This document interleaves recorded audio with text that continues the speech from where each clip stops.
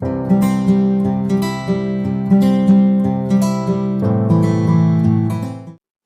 दोस्तों, आज का जो हमारा लेक्चर है उसमें हम रैंक फाइंड करेंगे बाय यूजिंग डिटरमिनेंट, सारणी की सहायता से। वैसे लास्ट लेक्चर में मैं आपको समझा चुका हूँ कि सारणी कैसे आपकी मदद कर सकती है रैंक को पता करने में, जाति को पता करने में। लेकिन फिर भी वो जो क्वेश्चन किया था उससे थोड़ा सा और अच्छा क्वेश्चन लेते हैं ताकि और बेहतर ये समझ में आ जाए, क्योंकि मैंने पहले ही कहा था जाति जो है वो आपको बहुत अच्छी तरीके से समझ में आनी चाहिए। पेपर में क्वेश्चन आता है जाति से रिलेटेड, इसलिए जो आप कैसे कैसे निकाल सकते हैं वो सारे विकल्प मैं आपको समझाऊंगा। तो ये सारणिक वाला जो तरीका है ये बड़ा इंटरेस्टिंग रहता है और लोगों को इजी भी लगता है, क्योंकि सारणी का मान ही तो निकालना है। तो ये थोड़ा आसान भी रहता है, इसलिए ये इंपॉर्टेंट भी हो जाता है कि आपको अच्छी तरीके से आए, क्योंकि इजी मेथड है। तो चलिए एक एग्जांपल और लेके ट्राई करते हैं। एग्जांपल लीजिए, एक मैट्रिक्स है 1 3 4 3 3 9 12 9 -1 -3 -4, ये हुई। अब ये जो साइज है ये 3 बाय 4 का है, 3 पंक्तियां हैं 4 स्तंभ है। तो बड़ी से बड़ी सारणिक जो निकलेगी वो 3 × 3 की निकलेगी, थर्ड ऑर्डर की निकलेगी, 3 क्रम की निकलेगी, है ना। 4 क्रम की तो नहीं निकाल सकते आप। क्यों? क्योंकि अगर आप स्तंभ आपको 4 ले भी लिए तो पंक्तियां 4 कहाँ से लाएंगे? चौथी पंक्ति तो इसमें है ही नहीं, कहाँ से लाएंगे आप? तो आप इसके स्तंभ को कम कर सकते हैं। आप इसमें बड़ी से बड़ी सारणिक जो है वो 3 बाय 3 की बना सकते हैं। 3 पंक्तियां आपको मिल जाएंगी आराम से। 3 स्तंभ ले सकते हैं, एक स्तंभ को छोड़ सकते हैं आप। जब आप एक स्तंभ को छोड़ेंगे तो कई संभावनाएं बनेंगी। जैसे आपने इसको छोड़ा तो ये बन गया, इसको छोड़ा तो 1 2 3, इसको छोड़ा तो ये 3 ले लीजिए, या इसे छोड़ दीजिए ये 3 ले लीजिए। तो इस तरीके से 3 बाय 3 की कई संभावनाएं बनेंगी, हमें कोई प्रॉब्लम नहीं है। कितनी भी संभावनाएं बने बहुत बढ़िया बात है। बस हमें तो वो सारणिक चाहिए जिसका मान 0 ना आए, जिसका मान 0 ना आए, बस वही हमारी जाति पता हो जाएगी। ठीक है, तो यहाँ एक चीज एकदम क्लियर है, एकदम क्लियर है। रो ए की जाति 3 आएगी, ना आई 3 बाय 3 की सारी सारणी के बना के देखेंगे, मान लो सारी 0 आ गई तो फिर 3 से कम आएगी, 2 आ सकती है। लास्ट फाइनली 1 से नीचे नहीं जाएगी। क्यों? क्योंकि ये जीरो मैट्रिक्स नहीं है। सिर्फ जीरो मैट्रिक्स एक ऐसी मैट्रिक्स होती है जिसकी जाति 0 होती है, बाकी लास्ट जाति 1 तो पक्की होगी, क्योंकि इसमें संख्याएं हैं, इसमें अशून्य अवयव है। इसका मतलब जाति अगर नीचे से नीचे गई तो 1 तक चली जाएगी। हो सकता है 3 ही हो जाए, 2 हो जाए, 2 ना हुई तो फिर 1 तो पक्की है। तो ये कन्फर्म है कि इस क्वेश्चन की जाति 1 और 3 के बीच में होगी, या 1 होगी, 2 होगी, 3 होगी, कोई तो होगी। तो चलिए पहले 3 बाय 3 के सारणिक पे आते हैं। तो आप यहाँ देख सकते हैं कि 3 × 3 क्रम की 4 लघु सारणिक आपको यहाँ प्राप्त हो रही है। लघु सारणिक प्राप्त की जा सकती है, आप इसमें से 4 निकाल सकते हैं, प्राप्त की जा सकती है। ठीक है, मैं दिखाता हूँ आपको। सबसे पहले मैं नाम दे देता हूँ A1 ये ले लेते हैं, हो जाइए 1 3 4 3 9 12 -1 -3 और -4। पहले ये ले ली भाई, इसका मान 0 आता है तो फिर आगे बढ़ेंगे, 0 नहीं आया तो यहीं रुक जाएंगे, आंसर आ गया और मजा करेंगे। वैसे ही सवाल को छोड़ देंगे अगर 0 नहीं आया तो, लेकिन 0 आया तो आगे चलना पड़ेगा। तो साफ है कि इसका मान 0 आएगा। कैसे आएगा? कैसे पता चला कि मुझे इसका मान 0 आएगा? सारणिक में से आप कॉमन निकाल सकते हैं, ये आपको पता है, सारणिक पढ़ी हुई है आपने। इसमें से मैं माइनस कॉमन निकाल लूँ नीचे वाले में से, तो 1 3 4 1 3 4 सेम हो गया। और सारणी की खासियत होती है कि सारणी की अगर 2 पंक्तियां समान हो जाए, सारणी की अगर कोई भी 2 पंक्तियां या 2 स्तंभ समान है तो सारणी का मान 0 हो जाता है। इसे सारणी का गुणधर्म कहते हैं। सारणी का गुणधर्म कहते हैं। क्या कहता है सारणी का गुणधर्म? यदि सारणी की 2 पंक्तियां समान है, यदि किसी सारणिक की 2 पंक्ति या 2 स्तंभ समान है, सारणिक की 2 पंक्ति या स्तंभ के संगत अवयव समान है, 2 पंक्ति या 2 स्तंभों के संगत अवयव समान है, एक जैसे मतलब पहले से पहला बराबर है, दूसरे से दूसरा बराबर है, तो सारणिक का मान 0 होता है। सारणिक का मान 0 होता है, 0 हो जाता है। निकालने की जरूरत नहीं है, निकाल के देख लो तब भी 0 ही आएगा।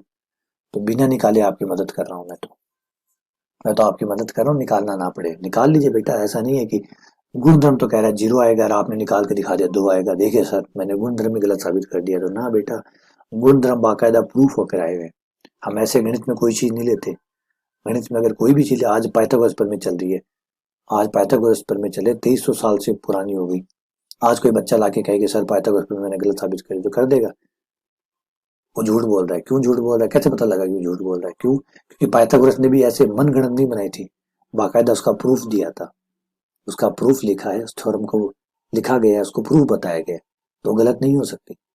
तो यही बड़ी बात होती है मैथ्स के अंदर। मैथ्स के अंदर हम चीजों को ऐसे ही नहीं मान लेते, बाकायदा प्रूफ होता है तब मानते हैं। तो ऐसा नहीं हो सकता कि कोई आदमी किसी रूल को काम में ले रहा है, कोई थ्योरम है उसको काम में ले रहा है, फिर वो दूसरे तरीके से काम में ले रहा है, आंसर कुछ और आ रहा है, वो कह रहा है कि देखो आपने तो ये कहा था ये आ रहा है। ऐसा नहीं आ सकता। अब गुणधर्म बना है तो प्रूफ करके बना है। प्रूफ करके बना है, वो गुणधर्म कह रहा है कि 0 आता है तो 0 आएगा आएगा, चाहे खोल के चाहे कोई और तरीके। आपके पास सैकड़ों तरीके होंगे, सारे लगा लीजिएगा 0 ही आएगा। ये मैथ्स है, इसमें अपवाद नहीं होते। ठीक है। जो गुणधर्म होते हैं, जो प्रमेय होते हैं बेटा, वो आपकी मदद करती है। अब आप इसको खोलते सॉल्व करते, आना तो 0 ही था, लेकिन सारणी इस गुणधर्म ने आपकी मदद कर दी कि बिना खोले आपको समझा दिया कि देखो 0 आने वाला है। चलिए अगला बढ़ते हैं A2 पे, क्योंकि इसके अंदर 4 बनने वाली है। अभी तो आपने 1 बनाई है, चलिए और बनाते हैं। दूसरी ये ले लेते हैं, ये देखिए इस स्तंभ को छोड़ देते हैं, ये ले लेते हैं। सेकंड, थर्ड और फोर्थ स्तंभ को लेके इनके बनाते हैं। 3 9 3, 4 12 -4, 3 9 -3। आइए ये -3, यहाँ आपको साफ दिख रहा है कि column number 1 and column number 3 equal है। अगर कॉलम नंबर 1 और कॉलम नंबर 3 इक्वल है, संगत एलिमेंट 3 से 3, 9 से 9, -3 से 3 बराबर है, इसका मतलब 2 कॉलम बराबर है, 2 स्तंभ बराबर है, तो सारणी का मान 0। तो भाई ये भी 0 हो गया। आइए फिर कोई और ट्राई करते हैं। कोई और ट्राई क्या करें? इस बार हमने पिछली बार इसको छोड़ा था, फिर हमने इसको छोड़ दिया। अब एक काम करते हैं, इसको छोड़ देते हैं, इस कॉलम को इस कॉलम को इस कॉलम को ले लेते हैं और फिर दोबारा देखते हैं कि सारणी का मान कितना आता है। बेटा सारी संभावनाएं बनानी है, सारी संभावनाएं। इस मेथड की बस सबसे बड़ी कमी यही है कि सारी संभावनाएं बनानी पड़ती है। कोई संभावनाएं भूल गए तो गड़बड़ हो जाएगी, और भूल गए और उसका मान 0 है तब तो कोई बात नहीं, लेकिन उसका मान 0 नहीं था और आप भूल गए तब मुश्किल खड़ी हो जाती है। ये लीजिए, ये एक और बन गई, इसका मान 0 है। क्यों 0 है? क्योंकि अगर मैं यहाँ से 3 कॉमन निकाल लेता हूँ, अगर मैं यहाँ से 3 कॉमन निकाल लेता हूँ, स्तंभ नंबर 3 से अगर मैं 3 कॉमन निकाल लेता हूँ, या यहाँ से 4 कॉमन निकाल लेता हूँ, तो कॉलम नंबर 1 2 और 3 के बराबर हो जाएगा। बराबर होती वैल्यू 0 हो गई, तो इसकी भी वैल्यू 0 है। अच्छा एक और बन सकती है, वो कौन सी है? वो ये हो सकती है कि मैं इस कॉलम को ले लूँ, इस कॉलम को ले लूँ और इस कॉलम को ले लूँ। एक चौथी और बन सकती है, A4। इस बार मैं थर्ड कॉलम को छोड़ रहा हूँ। आप एक चीज याद रखिए, नंबर वाइज एक एक कॉलम को छोड़ते जाइएगा, बस उल्टा सुल्टा मत कीजिएगा, वरना फिर भूल जाएंगे कि कौन सी आपने बनाई है और कौन सी नहीं बनाई है। तो सबसे बढ़िया तरीका है, इसमें भी 2 स्तंभ समान है, स्तंभ नंबर 2 और 3 समान है, इसलिए सारणी का मान 0। अब मैं आपको बताता हूँ कि आपको क्या करना है। आपको ये करना है कि एक बार फर्स्ट टाइम A1 जब बनाए तो इसे छोड़ दीजिएगा, जब A1 बनाए तो इस पहले कॉलम को छोड़ दीजिएगा, A2 बनाए तो दूसरे कॉलम को छोड़ दीजिएगा। एक कॉलम को तो छोड़ना है ना। अगली बार तीसरा बनाए तो तीसरे कॉलम को छोड़ दीजिएगा, चौथी बनाए तो चौथे कॉलम को छोड़ दीजिएगा। एक एक कॉलम को आप छोड़ते जाइएगा, हर बार अपने आप ही 3 बाय 3 की सारणी बनती जाएगी। कॉलम ही तो एक्स्ट्रा है ना, एक एक कॉलम ही तो एक्स्ट्रा है बेटा, एक एक कॉलम को छोड़ते जाइए बस। जैसे आप एक एक कॉलम को छोड़ते जाएंगे आपके सारणी की बनती जाएंगी। सारी सारणी का बना लीजिए, देखिए सबके मान 0 है। अब यहाँ पे 4 संभावनाएं बन सकती थी, सारी बना ली, तो इसका मतलब कंफर्म हो गया कि जाति 3 तो नहीं है। जो हमने सोचा था कि 3 हो सकती है, सोचा था हो सकती है, वो नहीं हो रहा है। कोई बात नहीं, चलिए 2 पे चलते हैं। अब 2 बाय 2 पे आते हैं। अब 2 बाय 2 क्रम की सारणिक का मान। अब 2 बाय 2 पे आ जाइए भाई। लेकिन मुझे 2 बाय 2 से भी ज्यादा उम्मीदें नहीं है, आपको भी नहीं होंगी। अभी देखिए, ये देखिए, ये रहा कितना 0 9 0। इन 2 को ले लीजिए, 36 36 36 36। इन 2 को ले लीजिए, माइनस का 9, ये माइनस का 9 हो जाएगा, इधर आके ये प्लस का 9 हो जाएगा 0।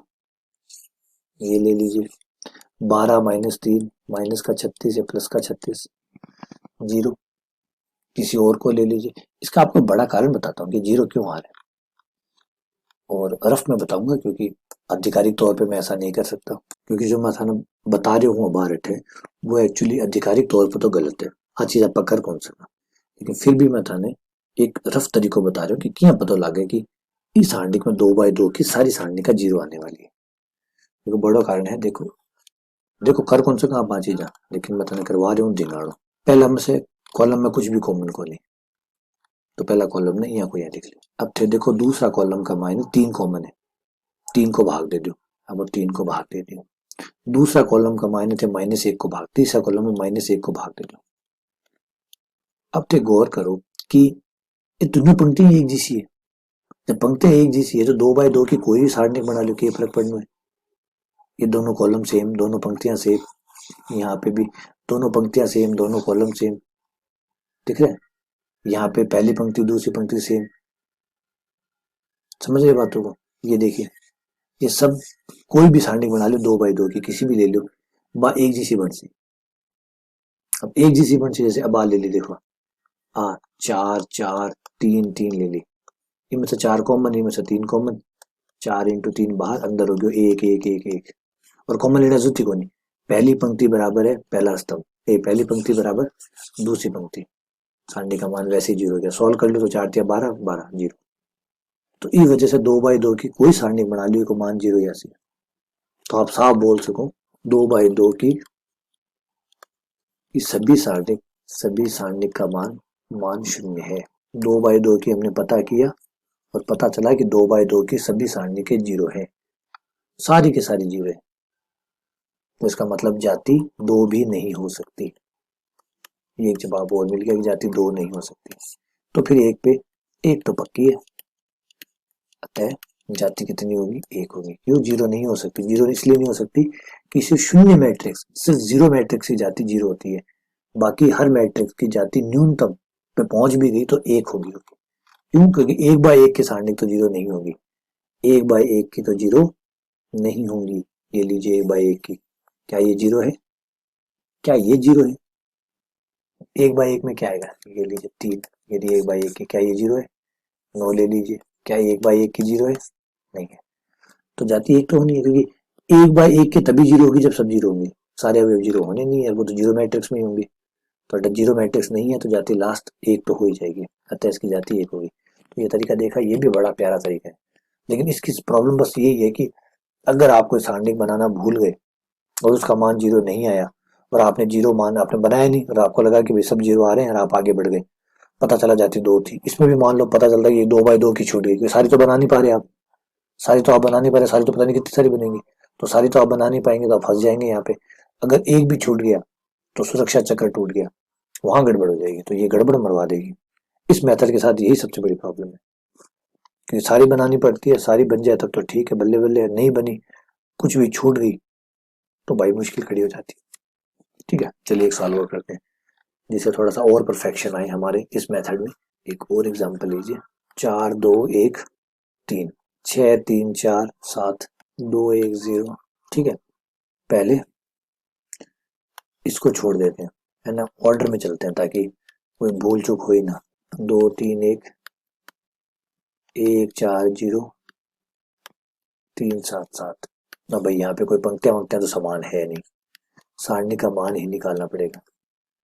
28 माइनस 0 -1, 28 माइनस 0 -1, 21 माइनस 7 3 0 -4, 14 -12। साफ दिख रहा है कि 26 आएगा, 30 आएगा, 0 नहीं आएगा, नहीं आएगा तो हो गया काम। बस बस बस हो गया काम बेटा, हो गया, हो गया, यही चमक गए। ये लीजिए जाती आ गई 3। बस हमें क्या चाहिए, हमें तो एक नॉन जीरो चाहिए था, मिल गया, अब क्यों आगे जाए, है ना, जाती 3 होगी। देखा, इससे बढ़िया सवाल क्या होगा, पहली चोट में आंसर तो बढ़िया है। 0 आता रहेगा तो हम आगे बढ़ेंगे ना, 0 आता रहेगा हम चलते रहेंगे, 0 आता रहेगा हम चलते रहेंगे, 0 नहीं आएगा प्रक्रिया खत्म, आंसर आ गया। तो जाति कितनी होगी, 3 होगी। तो उम्मीद करता हूँ कि अब ये मेथड जो है आपको अच्छे से समझ में आ गया, और ना भी अभी भी समझ में नहीं आया तो चिंता मत करना, प्रश्नावली के सवाल और करेंगे। तब तो और पक्का समझ में आ जाएगा। पर अब अगले लेक्चर में हम नया मेथड पढ़ेंगे। चलिए बहुत बहुत धन्यवाद, शुक्रिया।